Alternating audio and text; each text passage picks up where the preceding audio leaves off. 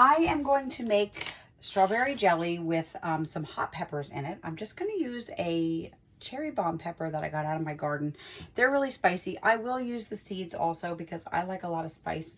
The recipe for strawberry jelly right here is just 1 pound of fresh strawberries. These were frozen. I got them in the spring fresh and froze them so that I would have them throughout the year. You need 2.5 tablespoons of fruit pectin and 3 cups of sugar. Now you can buy the Sure-Gel fruit pectin. It's 1.75 ounces for close to $5. Or you can, venture out and Amazon has Hoosier Farms. It's 2 pounds for about $20. If you're going to make a lot of jelly, it makes sense to, go ahead and get the bigger container. So I'm just going to put these in here. And the seeds, why not? Let's go for it. So this is our utility knife, professional utility knife from Pampered Chef. It has a lifetime guarantee, our knives. They are full tang, so the metal goes all the way through to this side. You're not going to have it falling off. They all come with a sheath.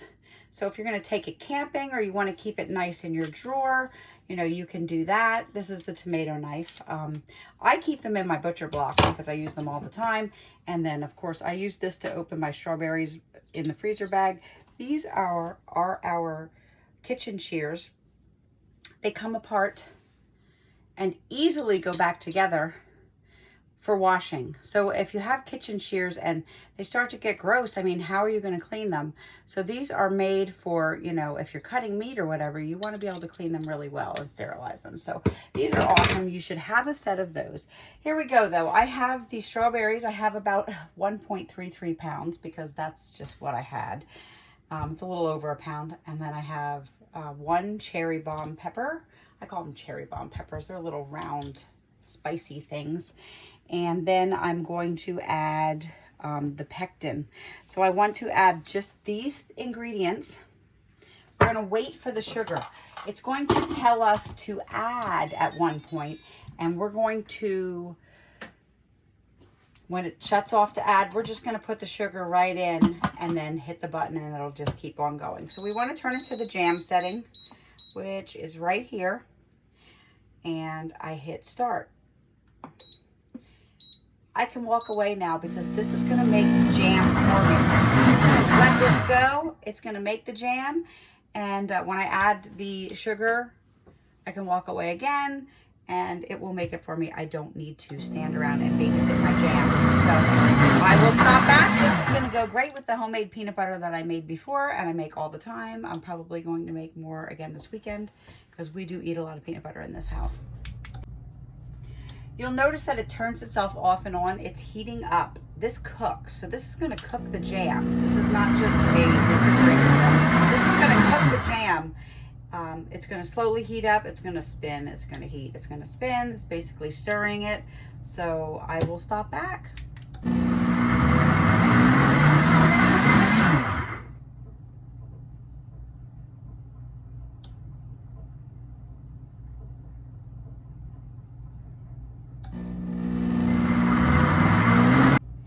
My strawberries were very cold because they were frozen and I thawed them in water, but they were really cold. So it's going to take a little longer probably to heat up. This is so smart. It knows the temperature. So it's going to get it up to the temperature it needs it to cook. So in this first stage, the blender is going to heat up the fruit and the pectin to about 212 degrees. It's going to take about 20 to 25 minutes and then the screen will display add. This is when we will add the sugar and press the wheel again to resume the cycle. During the second stage, the blender will heat to 220 degrees. At this temperature, the pectin used to make the jam will activate and create a thick, jammy consistency. The whole cycle takes about 45 minutes, so I will be back.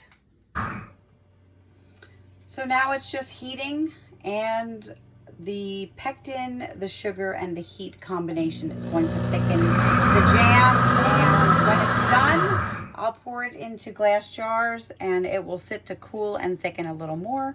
And I'm, going to have a great jam to go with the peanut butter that I made. So I'm happy about that. So this is so hot you can see it boiling. It is boiling. This is 217 degrees right now. As it poofs up, you'll see steam come out because it's so hot. This is not cooking from the friction of the blender like the Vitamix does. This is actually has a cooking element in it. It does have the friction for making smoothies, and it makes a smoother smoothie than my Vitamix did. I don't ever have hunks of ice left in it when I'm using the smoothie setting. So I just think this is the bee's knees, so to speak. I just love this thing. Yep, I'll be using it all the time. And I did retire my Vitamix. So it just went to end, and right now it is very, very hot.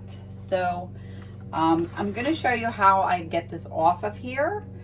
I'm just going to tilt it, pick it up, slide this back, and I'm just going to set this here because I want you to see how hot this thing is when I open it.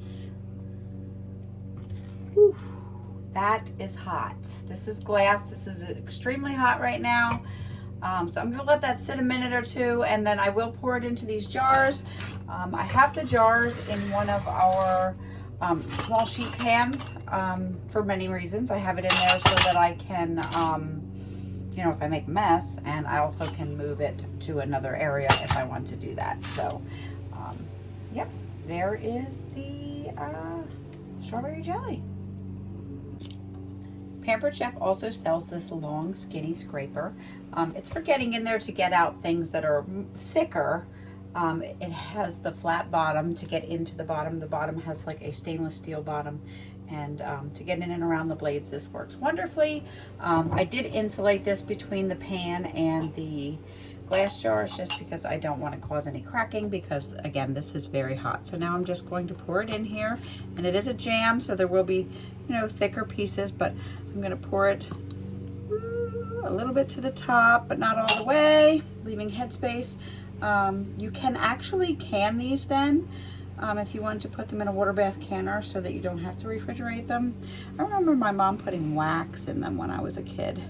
But I plan on taking a jar of this over to my son's later when I go to help him move his refrigerator back. Him and his wife just got a new tile done in their kitchen, so it's set and we can put the refrigerator back for them. But as you can see, it cleans up pretty well, but I'm going to show you how easily to clean. This cleans right on top of itself. It has a self-cleaning cycle. This has an element in the bottom, so you don't want to submerge this in water. You can just wash it out and hand wash it. It's fine, you know, and then dump it out. But I'm going to do it on the base and let it wash itself, all this stickiness. So I'll be right back. I got to get some hot water in it and some soap, a drop of soap. Okay, so I just gave this a quick rinse. You can see there's still, you know, a lot of jam on it. Jam on it. That's a good song. So I'm going to put it on here. I'm going to turn it to heated wash right here. It's going to go up to 140 degrees and wash itself. So I will stop back after it's finished washing, because I've shown this in many videos and I don't think you need to watch the full cycle or anything. So if anybody wants to, it's in my other videos where I'm making either the peanut butter or the caramel. But there we go. So I'll just let it clean itself. It's going to heat up and spin and heat up and spin, and then all I have to do is rinse it out and it's clean. And here is our finished product. It will thicken up more as it sits. It's beautiful. Big fresh Pennsylvania strawberries. So I went outside and it did shut itself off when it was done. It did go to higher than 160 degrees, but it is ready to be rinsed out and used again. It told me end. It's ended, so I'm just going to shut it off. There's an off button here.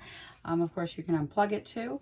I have the jam ready to go. I'm just going to cool it. It's going to thicken up more as it cools, and then I'll put, you know, lids on it, canning jar lids, and put it in the refrigerator.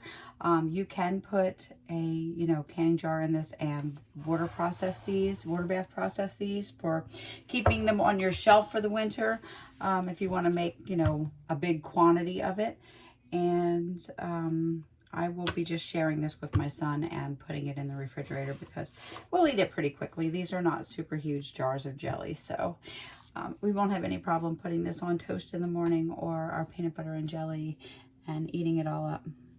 So while I'm waiting for the jelly to set up, I'm making peanut butter too because I just can't take my son jelly and no peanut butter. So he's going to get some homemade peanut butter also when I stop over later. The only ingredient in my homemade peanut butter is just dry roasted peanuts and salt. And the blender just does all the work. And it makes a delicious peanut butter. So there is another video if you want to watch that. I'll stop back with the finished jelly. You can see it is starting to thicken up a little. I just want to show you how nicely this spreads. I'm almost out of peanut butter because I'm telling you, we go through a lot of peanut butter in this house, especially now that we make it homemade because it's so delicious. But we'll spread it on here quick. This was my homemade peanut butter, and here is the jelly. So it's so beautiful. And we'll get this out. I mean, it's set up just so nicely overnight last night. Ooh, that's a lot of jelly. All right, and see how nice it spreads? It is very good. It's a jam. It's a jam. I say jelly.